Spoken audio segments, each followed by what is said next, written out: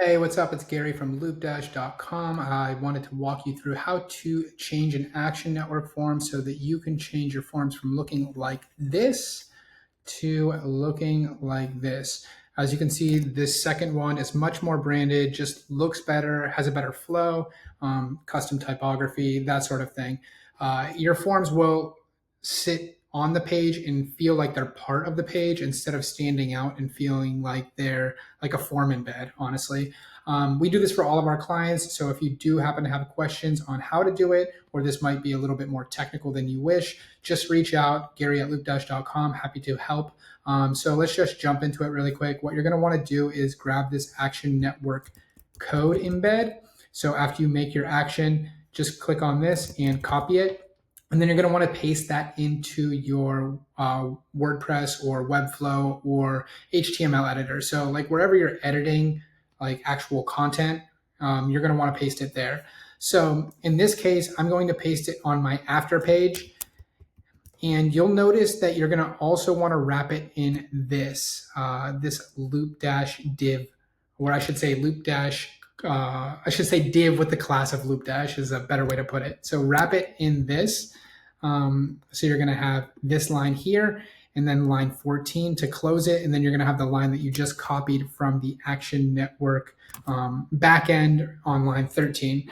So if that's a little bit tricky, just like I said, I'll have documentation in the docs so that you're able to work through that a little bit easier.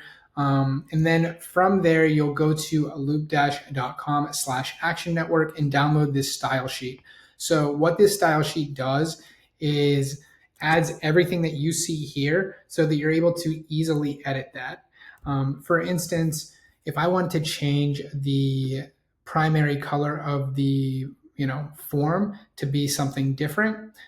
Let's say I wanted to go with something a little more bold, maybe a deep orange.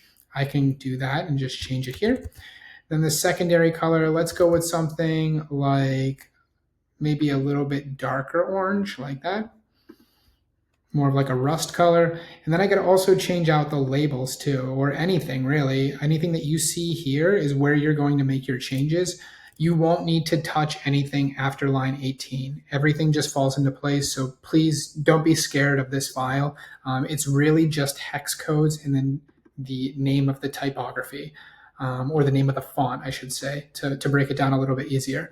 So you can even change your button hover color by just changing this. So let's say like a little bit lighter, font field color. Let's make that a little bit darker just because we want that to stand out a bit. Honestly, you could probably go with like a deeper black. You get the idea. You can change out all of these, and when you save it, it's going to change the form. So if I refresh the page, you'll notice it's super orange, just as we suspected it would be. Everything else is the same, but like I said, overall, it's going to make your page look better. It's going to add to your conversions and just look like part of your site. Again, the last thing I'm going to say is the reason that we wrap it in this class called Loopdash is because we're specifying the styles to only make adjustments to this form. So the styles shouldn't alter anything on your website. We're targeting just this form, unless you have for some reason Loopdash code within your site, which you definitely won't. If you're watching this, then this will just specifically target your form, the new form you added, and nothing on your site should break.